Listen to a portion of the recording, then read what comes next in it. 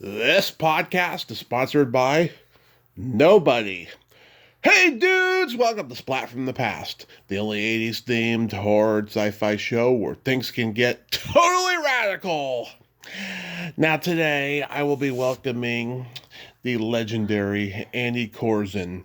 Annie, of course, is best known as Doris on Seinfeld. She is a very funny, very talented lady, not just an actress, but also a writer, and she was a TikTok influencer by accident. And she has a book out called The Book of Annie: Humor, Heart, and Chutzpah from an Accidental Influencer. And it's going to be great to have her on today. I'm going to ask her about movie roles that she did. She was in some good movies, but I never hear anybody ask her about them. She was in Foreplay, which she'll be my fourth guest from. Woody Allen's Stardust Memories, celebrating its 45th anniversary. I love that movie. She did a movie with Brent Spiner called Rent Control. She was in the horror classic Alone in the Dark. She'll be my second guest after having Jack Shoulder on years ago. She was in Tootsie, and she guest starred on everything from L.A. Law to, of course, Seinfeld and many others. And on February 1st, she'll be doing Story Smash out in LA with the great Christine Blackburn, who has also been on the show. And I'm so excited to have her on today. Also, happy Martin Luther King Day. I have a dream. It's to continue nerding out and interviewing my idols as long as possible. Also, at midnight, it will be 10 years since my car crash. 10 fucking years. Can you believe it? I can't. 10 years of sobriety, state of mind, maturing, introspection, understanding, and above all, my podcast origins. Thank you, God. Thank you, my listeners. Without you guys, I'd still be going on, but I wouldn't have you guys to listen to me. So yeah, here is my interview with Annie Korzen.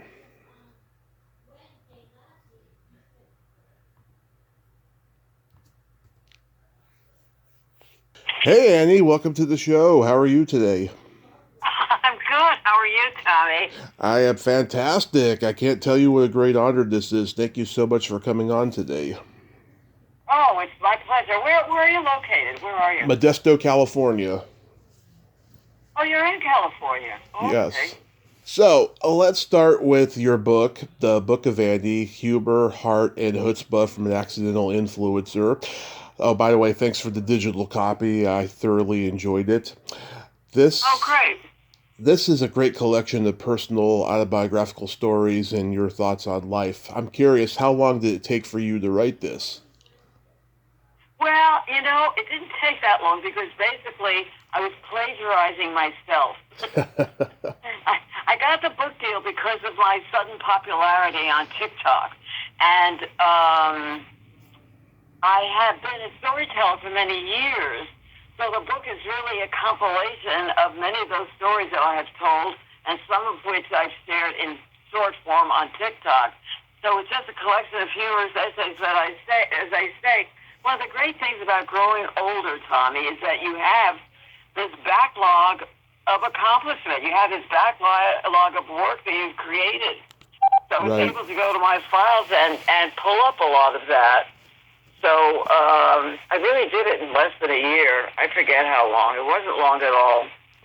Because you did Bargain Junkie, what, 2009 or something? Yeah, that was different because there I was really starting with a blank page. So, but yes, it was 2009. hmm Yeah, there was stuff in this book that I could relate to. You mentioned you and your husband being evicted from the place you were at for years. Same thing happened to me and my mom in 2013. We No, were homeless for about four really? years. Yeah, it was awful, but the moment we bounced back is when I started the podcast, and I wanted to do it quickly in case, it happened again, and fortunately it hasn't. We have our own home now, so. Oh, good. It's very hard losing your home, and I'm particularly now. I'm so heartbroken about all these people they've lost more than their home. They've lost everything. The people here in L.A. during these fires, and I actually know everyone here knows someone who's lost everything, and it's quite tragic. With me, fortunately, I like happy endings, and I thought my life was over when I had to move, but actually, I like my new place much better. Yeah. Sometimes bad things end well. Not always. I'm not one of those people who says everything happens for a reason. Not at all. But sometimes we get lucky, and something we think is a great tragedy ends up actually being a piece of good luck. And that's what I try to do in my book. I try to focus on the positive. All we have to do is turn on the television to get the nastiness of the world, you know. Yeah. So I'd like to offer an antidote to that. I also loved your stance on the PC woke culture, which fucking drives me crazy too. I nearly died when you said fat crazy retard won't make the cut. Oh, right. The funny thing about that is, and I'm not against woke. I mean, I am a progressive person. I think you have to think, but I think sometimes it's taken a bit too far. For example, I had a story in my book about a former neighbor of mine, and whom I hated, and then I ended up loving. You know how those things can change. Yeah. And this neighbor, they were a family, they were gypsies. And my editor said, "Oh, you can't say that." And I said, "I can't say what? You can't use the word gypsies. That's considered politically incorrect." I said, "But that's how they describe themselves." Yeah. That was their word. I said, "What is your background?" I said, "Well, we'd like to tell people we're Italian, but actually we're gypsies." And so I was thinking, now I forget what word she wanted. What's the correct word nowadays for gypsy? I even forget it. It's so obscure that I don't even remember. But the funny thing is, does that mean you can't listen to gypsy music? Does that mean you can't watch gypsy dancing? I mean, those things are serious art forms. Do we have to change the name now? I mean, that I thought got a little much. I know, that's way too much. Also, like you, nobody ever listens to me. I've seen so many friends and family members suffer the consequences of ignoring my advice. It's got to be heartbreaking for you, too, when you see somebody that ignores your advice. Yeah, well, that starts with my husband and my family, you know. But, Tommy, the thing is, I'm 86. Right. So I have some life experience behind me, and I have some life wisdom behind me. So I think I've learned enough to be able to say with confidence that my thoughts are worth sharing, that my opinions are worth sharing. Right. And that has actually turned out to be confirmed by my TikTok followers, who are mostly quite young, much younger than I am. I mean, my fans that stop me on the street, most of them are in their 20s. They're kids. Or even younger. So I guess something I'm saying is reaching people, or I'm thrilled about that. But I think I've earned that respect because I've learned I've made so many mistakes. I've learned from my mistakes. A lot of my wisdom comes from having made mistakes. Absolutely. I mean, it's an ever evolution of the growing process. Is the cover of the book a homage to the musical Annie? No, I made a big mistake with that. The cover of the book is actually a portrait of my most viral video. My most viral video was about Krispy Kreme, and I'm kind of known on social media as the Krispy Kreme lady, where I pointed out that Krispy Kreme donuts are not crispy. So I want to, but my problem is you put your finger, unfortunately, on a painful thing, which is I made a big mistake with the title. Because we called it the Book of Annie. By the way, we spent more time trying to find the title than I did writing half the book. It's very hard to find the right title for a book. Oh, yes. But the Book of Annie, and then the subtitle, Humor, Heart, and Chutzpah, blah, blah, blah. It turns out, though, I stupidly, and my editor stupidly, and my agent stupidly didn't realize if you call something the Book of Annie, when you search for it, Google's going to take you to the show, to the book of the musical. Yeah. So by now, I think it's because I've had enough activity. I think now people will find me, or sometimes it's best to look me up just through my name, Annie Korzen. But that title turned out to be problematic for the exact reason that you thought of. The book, you thought of Annie, the musical. Who wouldn't? Except for me, my agent, and my editor. Yeah. Because I said to myself, yeah, she's got reddish hair like Annie does. She's wearing... I know. I've got the curly red hair. You're right. I didn't even think of that. You're absolutely right. She's wearing red clothing like Annie would. The lettering is slightly like Annie. Honey, yeah. You're the first person that has pointed this out. This is so funny. I didn't realize that. You're right. I've got the curly hair, I've got the red out. Oh, my. How stupid could we have been? I'm glad. Score. My next book, I'm going to run my title by you. Okay. So you studied script interpretation with Stella Adler. How was that experience, and what did she teach you that you still use to this day? Oh, gosh, you're really going back a zillion years. It was interesting because there were famous actors sitting in that class. People worshipped her. It's really about reading, and it's not just for script interpretation. It's really about understanding the meaning of each word, having each word being digested and being. You can't just glide through a text. You have to really examine what it means. I have found it interesting, not just in acting, but in my own writing. I really look at each word of each story and ask myself, is this the right word? Does it have the right color? Does it have the right tone? Is it really my voice?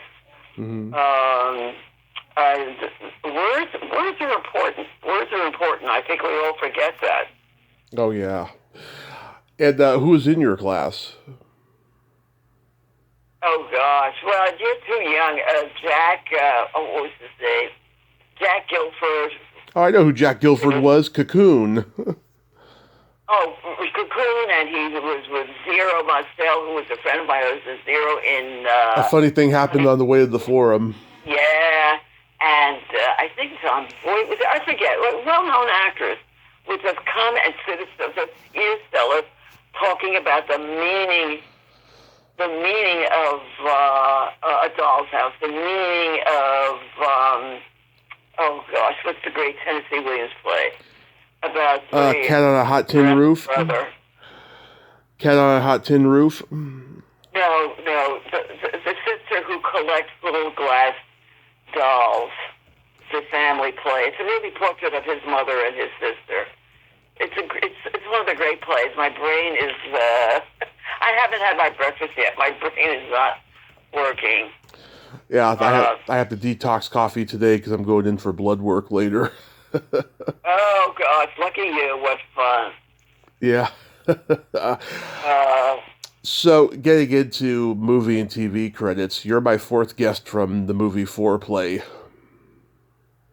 Oh, gosh, that's not well known. We should talk about my better known ones. The most recent movie was, I don't know if you've seen Selma yet. It's really worth seeing. I'm not in... Selma starred June Squibb. It's out now, and I think it's maybe just going to start streaming now or soon.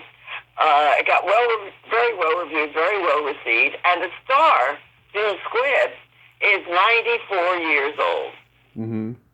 Wow. It was the second time I've worked with her. She's terrific. I don't know if you remember her in... oh, yeah, I know who she is. Nebraska. I think she got nominated for Nebraska, or she got nominated for something. Yeah, I actually saw the trailer for Thelma. I was like, wow, this should actually be a good movie. It is. It really is fun. And my scene was with her and Richard Roundtree, who was staff, so that was a big thrill for me. Yeah.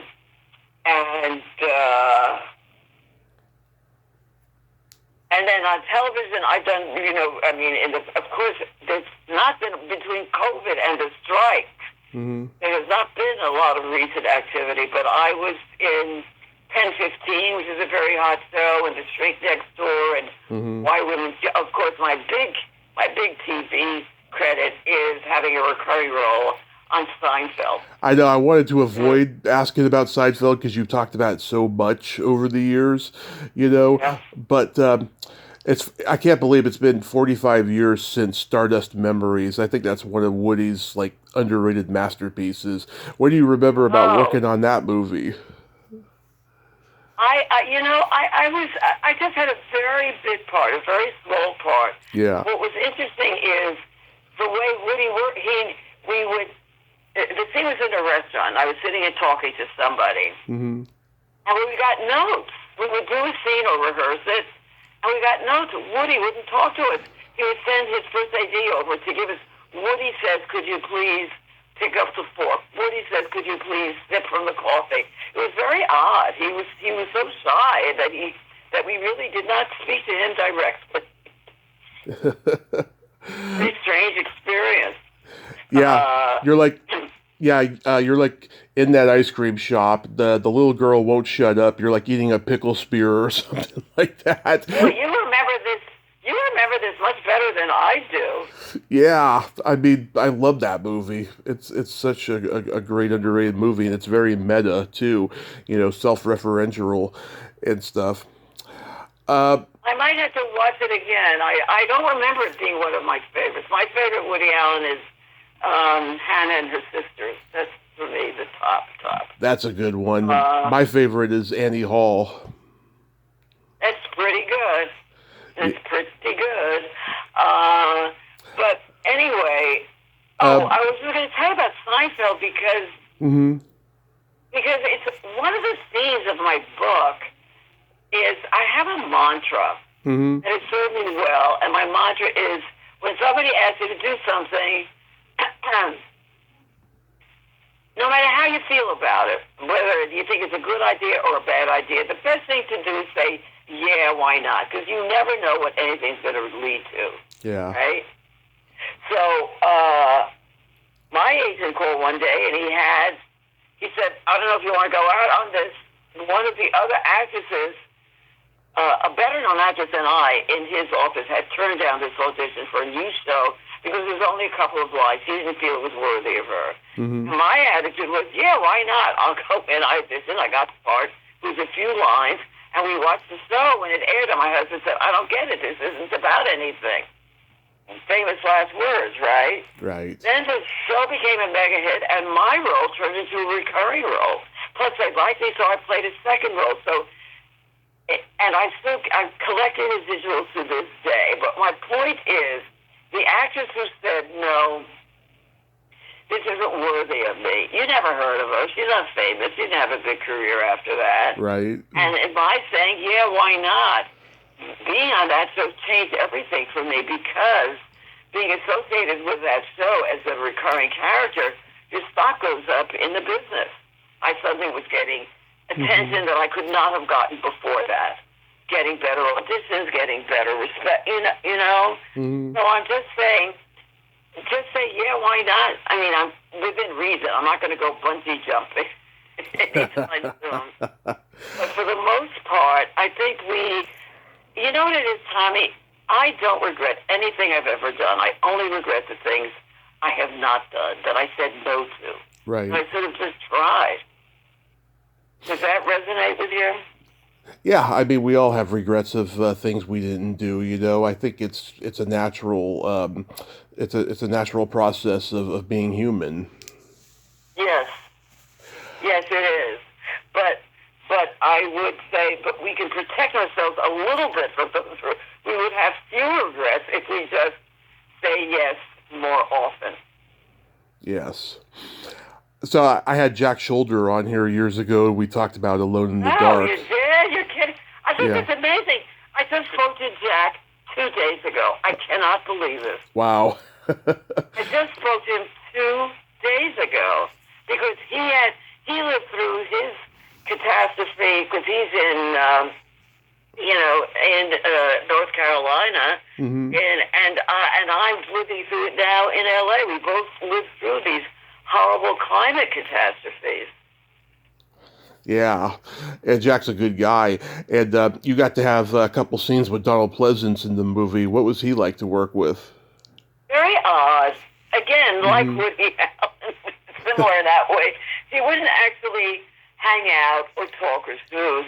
And when we were about to shoot our scene, I said, Donald, do you want to run the lines? We run the scene. And he said, oh, whatever for. He just didn't believe in rehearsal. And he was, he was totally prepared. And he really wasn't interested at all in interacting in any way with the other actors. So he wasn't the warmest, fuzziest person. Yeah, I've heard But that it was about him. still a nice opportunity to be in that movie, and that movie keeps having a lot. I get regular questions, regular requests, Yeah, interviews talking about that film. That I never expected. yeah, and also your character survives. You didn't get slaughtered, but so many others did. Right, right. how how about One of my friends in good? that movie, Hmm. Lindsay, Oh yeah, Lin Shaye. Lindsay played one of the patients in the loony bin. Hmm. And she now has, and she's also a friend, an old friend, and she's become a very big, she's like a big horror movie star now. Oh yeah, yeah. She is so talented, and she's really great at doing comedy. Yeah, yeah. How about Tootsie? Um, Tootsie, Mm-hmm. I had one line and I think 3 or 4 auditions. First in New York, and then they had to send the audition tape to L.A. Mm-hmm. for the director look at it, and then they had to send it to Dustin Hoffman, where he looked at it. They kept calling me back in for one line. I don't even remember what the line is. It's not very significant. Yeah, but Sidney But the Pollack funny though. thing is, Hmm. so I didn't feel, I certainly don't do anything significant in that movie, but for some reason, when they published a little book, it's a little white paperback about Tootsie. I think it's called The Making of Tootsie. And in the photographs, there's a still of me talking to Dustin. So my CC little bit part got Yeah, saved forever in the book. it's one of the great comedies, and it's part of the lexicon, as they say. How did you get involved with the Misfit Brigade? Oh, I'd rather not talk about those because nobody has seen those movies. I have. Please. No, you didn't go. I Are you did. serious? Yep. No. Yep. Well, if you've seen a Misfit Brigade, I'm going to test you now, Tommy. Okay. Have you also seen a Swedish movie called, well, no, it wasn't Swedish. Well, it was an American name, but it's a Swedish story, directed by my Zetterling, Swedish. The movie is called Dr. Glass. Have you ever seen that? Dr. Glass. I don't think I Dr. have. Glass, Glas. Okay. That was my husband's first movie. And he produced it because I found a book in the library. And I had just married this Danish film person. I said, Betty, you should read this book. It would make a terrific movie. And he actually managed to do it.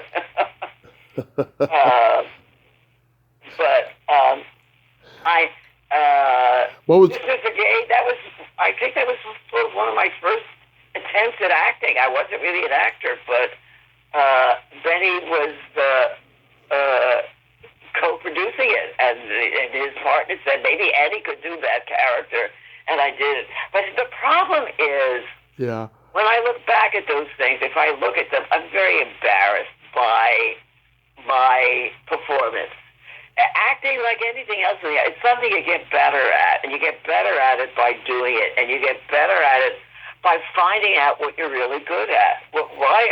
Right now, I am known in Hollywood. Sometimes producers will call my agent and they'll say, "Is Annie available next week?" And what I'm known for is nothing very spectacular. I'm known for the kind of actor that can get a laugh on one line. They call this finding the funny. I know how to find the funny. Yeah. And that's what I'm really good at. And that I'm proud of. And now when I look at recent stuff, I think, oh, okay, that timing is really good. But when I still look at the old stuff, I think, ew, this is not making me look good. No, I don't think you have anything to be embarrassed about. It was pretty entertaining, and you got to film it in Yugoslavia. Yes, that was fun. I like traveling. I always like traveling on a job. When I did, I did one of those, what's his name? Bay is his last name, B-E-Y, who does all these the Transformer movies. I did one of the Transformer movies. And again, it was 3 lines, but they flew me first class from L.A. to Philadelphia, put me up at a fancy hotel for my 3 lines. I'm sure they could have gotten some local actor to do it, but apparently they felt I was the one, which was great because I got to work with John Turturro, who's not only a brilliant actor, but a really lovely, lovely person. Oh, yeah. And so that was very pleasant. So I like traveling on work. I feel it's like, one of the things I do from time to time is I perform with the Moth, the storytelling organization, the Moth. Yeah. And again, when they do that, it's like being paid to go to a party. You get to go to nice hotels, hang out with fun people, eat good food, everything's free. I love that. Oh yeah, you can't get any better than that, I'll say. What's the genesis of Nobody's Perfect? Nobody's perfect. You're getting more and more obscure. This is a riot. You must have seen. Have you seen every movie? Well, you haven't seen Dr. Glass, but you've probably seen every American movie ever made. Oh yeah, all the ones that we're talking about. Yeah, I've seen them. I remember. You are amazing. Well, we'll have to talk about your top 10 list. Nobody's perfect. My husband was producing it, and I was co-producing with other people, and that was my first writing assignment. I went in and co-wrote the script. Yeah. Which is not a bad script, but it's not a great movie there was the wrong cast and wrong director. None of them were really comedy people. The thing about comedy is, Tommy, you can't teach it. You can't, either you got it or you don't got it. Yeah. And the thing about timing is very specific. Well, I'll give you one example. Let's say you're a director of a comedy movie, right? Right. And somebody has a funny line. There's a line there that you can tell in the script is meant to be a laugh line. The laugh in the audience does not come on the line. It comes on the other actor's reaction to the line. And if you're not a comedy director, and if you don't understand that, you're going to lose all your laughs. Is what I just said make any sense to you? It comes on the other actor's reaction to the laugh line. Right. Maybe in theater it's different because it's right there, it's live and in front of you. You say the line, you get your laugh. But in films, you've got to see that other reaction. That's where the laugh is. I wish I could think of a perfect example for you, but well, actually, I'll give you a strange example.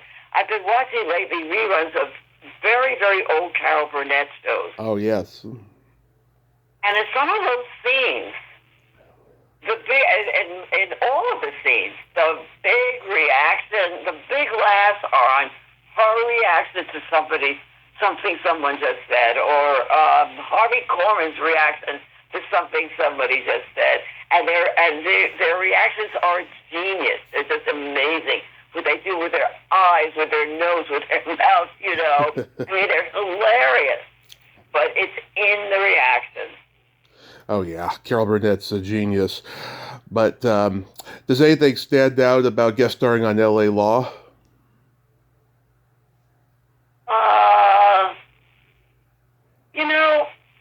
Every job is a miracle to someone like me who doesn't have a huge career. And it was nice. It was sort of humorous. Now, wait a minute. I think I did 2 different L.A. Laws, but I don't remember which characters were which. But it was nice to be on a show that was not a comedy. And also, everything has to do, every job has to do with the people that you're doing it with. And I seem to remember that was a pleasant and respectful set. I mean, that's not always true, but I've been pretty lucky with that. That I've been on sets where the people were nice, where the people at the top were nice, and where your colleagues were pleasant to be with. So it's like they form like a little family. As a matter of fact, with Jason Alexander from Seinfeld, not only did I work with him, well, my scenes actually were not with him on Seinfeld, but I worked with him afterwards. I played his sister in a theatrical production of Neil Simon's Prisoner of Second Avenue. Nice. Yeah, I've talked to Susan Rutan and Michelle Green about L.A. Law. Had a huge crush on Michelle Green when I was growing up, actually.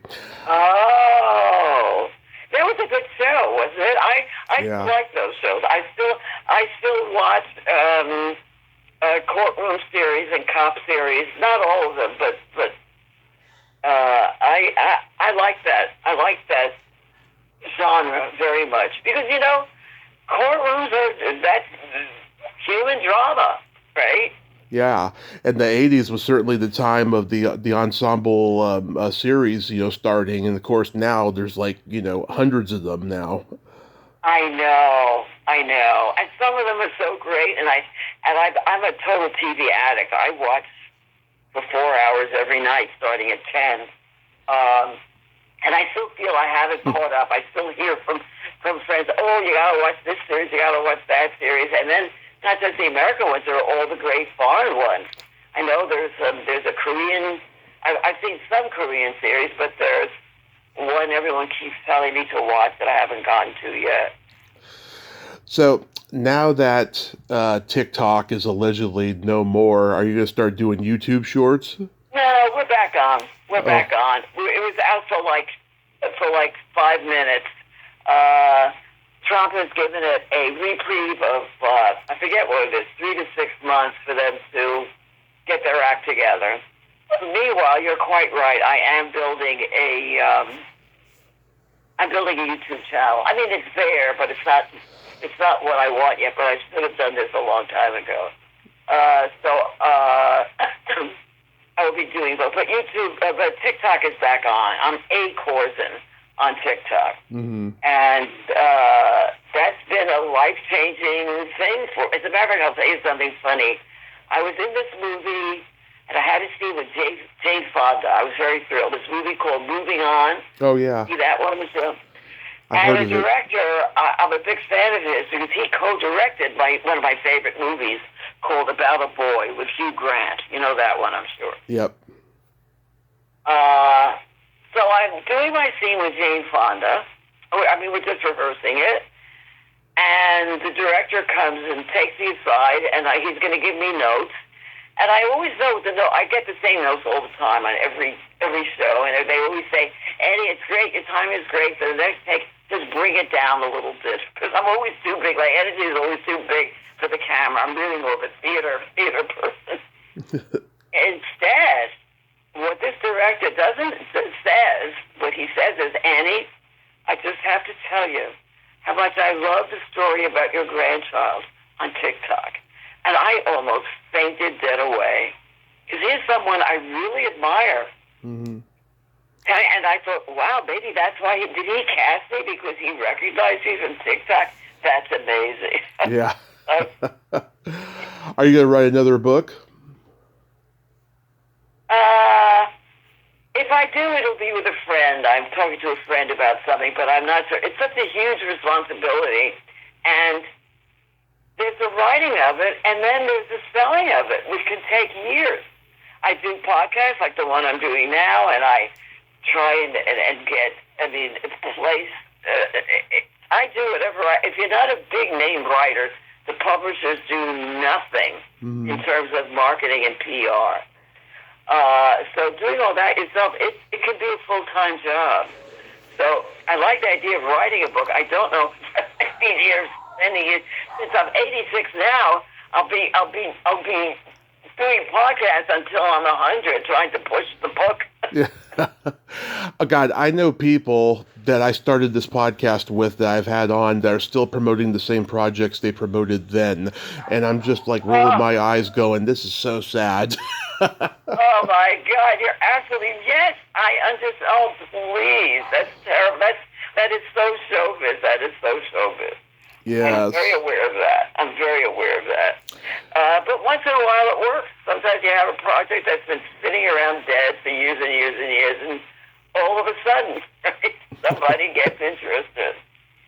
So Saturday, February 1st, you'll be doing Story Smash. Is that at Flappers?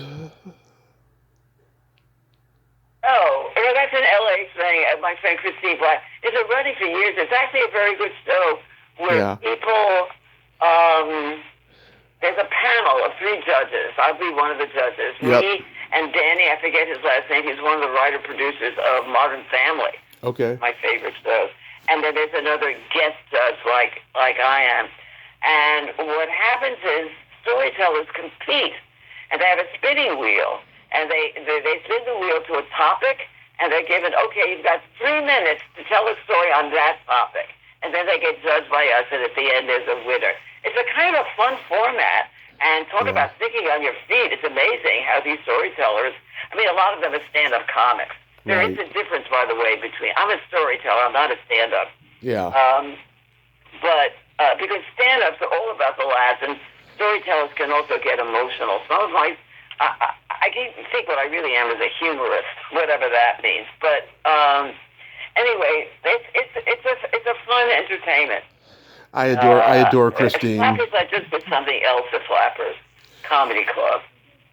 Yeah, I adore Christine. I just love that Pennsylvania accent. Her voice is very soothing. I binge listen to her show all the time. Well, you know everybody I know. I wonder how many friends we have in common. Yeah. You know my whole world. Yep, I know a lot of people. It's crazy. This last 8 years has been a real journey. So is Delma out yet? Selma, oh yeah, it's got great reviews. It's been in theaters, and as I said, I think it's about to start. It might be about to start streaming. Great, because I want to see that movie. So I Oh, would. it's really fun. You should see it. It's really fun. Yeah, I want to check it out. So Andy, thank you so much for coming on today. This has been fantastic, and Oh, I appreciate it. please never stop making the world laugh because you are hilarious. Oh well. Okay. Can I push my book one day? You can get Go it ahead. on Amazon or Barnes and Noble. It's The Book of Annie, Humor, Heart, and Chutzpah from an Accidental Influencer. Is that being too pushy? Well, I am pushy. I'm a New York broad. I'm a pushy New York broad. Thank you so much, Andy. Have a great day. You too. Thank you. Thank you. Bye-bye. Well, there you have it. Annie Korzen. Ain't she a sweetheart? Oh my God, what a force of nature, huh? She is a real force of nature, but I'm so glad that we could talk today. Go check out her book, The Book of Annie, available on Amazon, and Thelma is streaming wherever you can get movies these days. And that's all she wrote. Well, until next time, this is Tommy Throwback Kovac saying there's no shame in living in the past because the present sucks. Later, dudes.